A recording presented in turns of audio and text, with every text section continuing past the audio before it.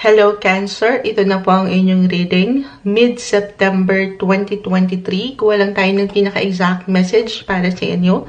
As usual, mensaheng gabay lamang po para sa mga Cancer. Message. Okay, so, ilang cards. The Tower. The Ace of Wands. Seven of Pentacles. And the Ten of Swords. Reverse. 10 and 10. So, dito, okay, merong pagkakumpleto sa pakiramdam. At the same time, hindi ko ito tatamisan, Cancer, pero naway wag lang din po lalaliman ng ilang messages.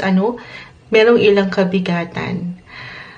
Merong ilang struggle, difficulties, or challenges ng buhay na pwedeng umangat ngayong mid-September kahit sa inyong simpleng pakiramdam lamang ito. Hindi kailangang laliman yung bawat mensahe na may mention ni Moonchild, okay? Pero ito very normal. Andyan ang ups and downs ng buhay.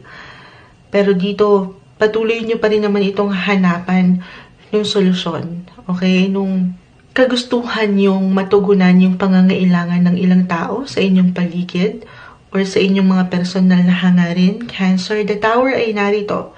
Ten of Wands. So, maaaring merong hindi kayo inaasahan na matanggap na balita kung saan out of the blue, parang bakit ganito bigla? Andito yung pakiramdam na merong completion, merong pagtatapos. At the same time, andito yung bagong simulain.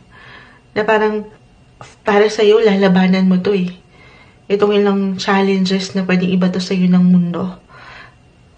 Mid-September, maaring sa mga susunod na araw o linggong ito ng buwan, makaramdam kayo ng ilang pagbabago. Sudden events, balita, impormasyon, kung saan, ulitin ko, hahanapan nyo ito ng solusyon. Magpapatuloy, magiging positibo, andyan yung bagong simulain. Na mabubuhayan kayo.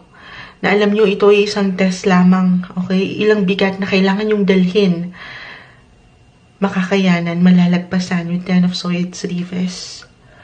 Other messages, kung hindi tayo magiging practical, I feel na meron ditong ilang movements, patuloy na movement kasi hanapan nyo ng solusyon eh.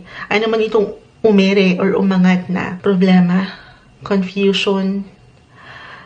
Andito naman yung conclusion, guys. Makikitaan nyo ito ng something, okay? Kung saan step by step ay gagawan nyo ng paraan. I know, medyo nagiging straightforward ng Moonchild. Hindi, again, tayo ay general message. Sa realidad po ng buhay, magkakaiba tayo ng edad, ng posisyon, ng sitwasyon. But this is something na huwag niyong bigyan ng control. Huwag kayong mag-stop sa part na parang hanggang dito na lang or ayaw mo na, pagod ka na. Huwag kayong mag-stop sa part na yan, Cancer. Again, kung hindi tayo magiging practical kasi I see yun nga, yung movement. Kasi ayan, patuloy kayong lumalaman, bubuhatin, okay? Bubuhatin itong ilang baggage, ilang dalahin na ito. Gaan naman parang sandali, biglaan ata. Pero patungo kayo dun sa pag-inat, sa inyong inspirasyon na kahit ano pa, okay, positive or negative, magpapatuloy kayo. Movement, kung hindi tayo magiging practical, merong paggalaw, pagbiyahe, travel, okay? Merong ilang plano kasi. At iba-iba yung proseso ng pagpaplano natin. Kung paano kayo kahit paano ay makakapagpahinga, makakapag-relax at one point sa mga susunod na araw at linggong ito. Kalmahan ng sarili, magpahinga kung kinakailangan. Dito sa paraan na alam nyo kayo ay huhugot palalo or makakakuha nung patuloy na inspirasyon, okay, para lumaban. Maaaring merong ilang travel with friends or your family, siblings, or andito yung posisyon nyo na merong pag-uusap, merong mas malalim na bond, mas malalim na connection sa isa't isa, mas seryoso kayo sa buhay. Dahil na rin dito sa ilang pwede niyong kaharapin, okay? Ano man itong sitwasyon, o relasyon na tatakbo sa inyong buhay kahit sa inyong sariling plano or ideya pa lang ito. Tutuloy, pangahawakan, manlalaban. Other indication, okay, other messages pa dito, just only take what resonates. Pero I feel na meron ditong pang long term na. Sabi ko nga mas seryoso. Pang long term na pagpaplano. At dito hindi imposible na meron kayong something balita na parang bagong simulain ito na naghihintay para sa inyo na may kaugnayan sa pera, trabaho. Patuloy kayong bibigyan pagdating sa work. Gaano man parang walang resulta or gaano man parang ang bagal ng ilang proseso. Pero yan ay kailangan mo lamang pagkatiwalaan, Cancer. Huwag kang mawala ng pag-asa, okay?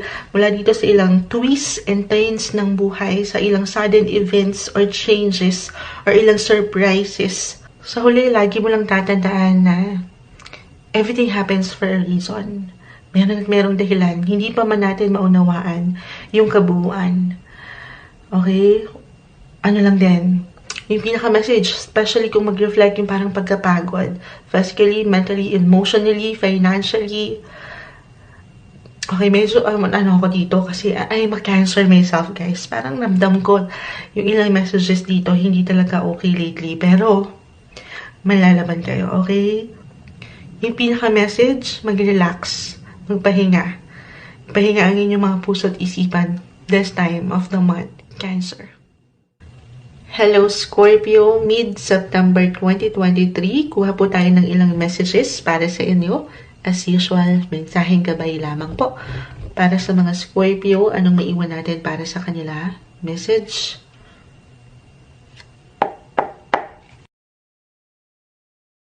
Okay, so meron dito umaangat. Okay, spread natin ito. The Six of Cups, the Hangman, reverse. Justice is in reverse. The Emperor is in reverse. And the Nine of Swords, reverse. So, nakakuha po tayo ng ilang reversal cards. Pero hindi naman po ibig sabihin ay hindi okay. Meron lang itong ilang kalakip na mensahe. At una-una na dito sa aking napuna ay yung pagka-imbalance ng ilang sitwasyon na kagaya niyan, hindi pala siya pantay. Very normal sa buhay. Andyan yung hindi talaga natin, hindi tayo perfect eh.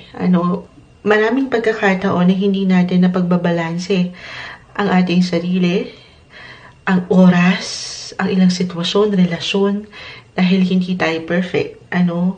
Pero Scorpio, pinapaalalahanan ka ng cards na tulungan ng sarili na umiwas, okay, dito sa ilang negative patterns or unhealthy habits niyo, mentally, emotionally, pagdating sa inyong mga isipan, kung paano kayo mag-isip, especially, i-let go nyo, i-release nyo yung sarili nyo sa posesyon na yan. Dahil hindi yan makakatulong, of course, para sa inyo.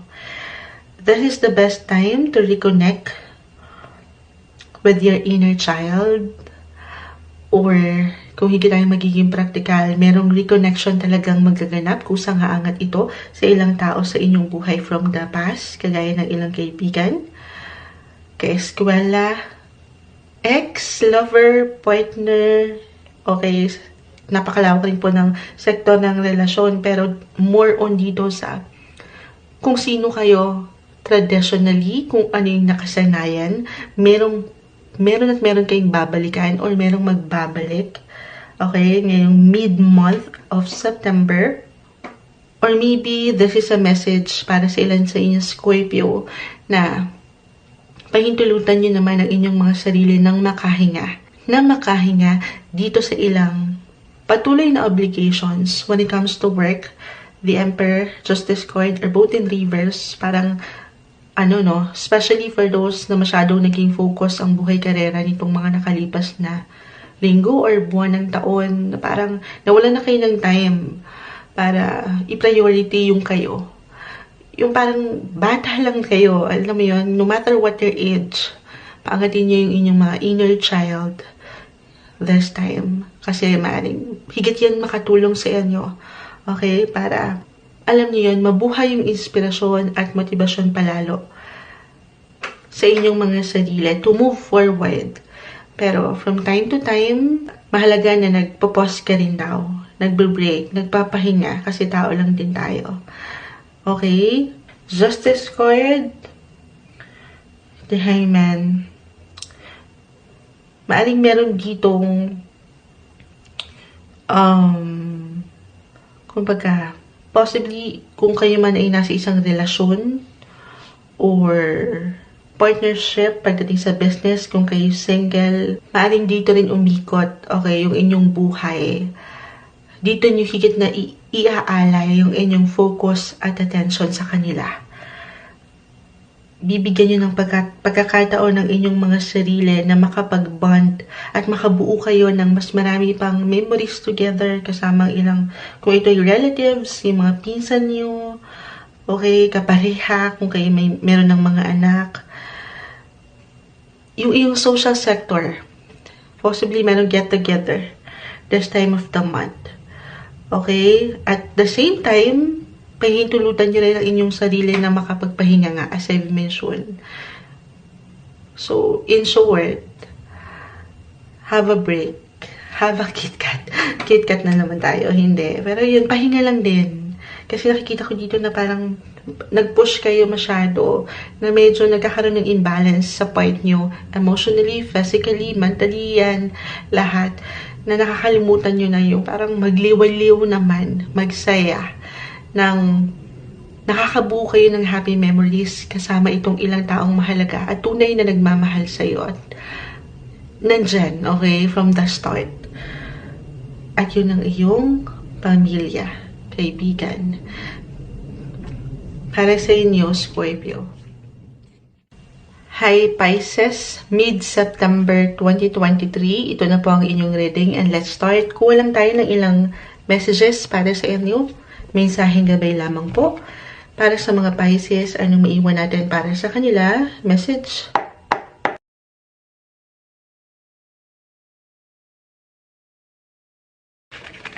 Okay. So, may ilang cards na. Spread natin King of Cups, Three of Pentacles, the Five of Swords, and the Queen of Wands. Reverse. So, nakakuha tayo ng ilang reversal cards, Pisces. Pero hindi naman po ibig sabihin ay hindi okay. Meron lang itong kalakit na mensahe. Just only take what resonates. Hindi kailangan laliman yung ilang messages ni Moonchild. As usual, mensaheng gabay lamang po. Pero dito, hindi ko ito tatamisan, pero nawiwag lang din po lalaliman. Maaring at one point, sa natitirang araw at linggo ng buwan, ay makaramdam kayo ng pagkapagod. Physically, mentally, emotionally, parang ang hirap i-handle ng ilang bagay. Parang, or maari talagang hindi ito yung nakita nyo, or makikita nyo na pagkapagod. I mean, as a Pisces, andyan yung pagiging madiskarte nyo eh. Ayan, meron dumadaan yung aeroplano tayo guys, okay? Andyan yung pagiging palaban.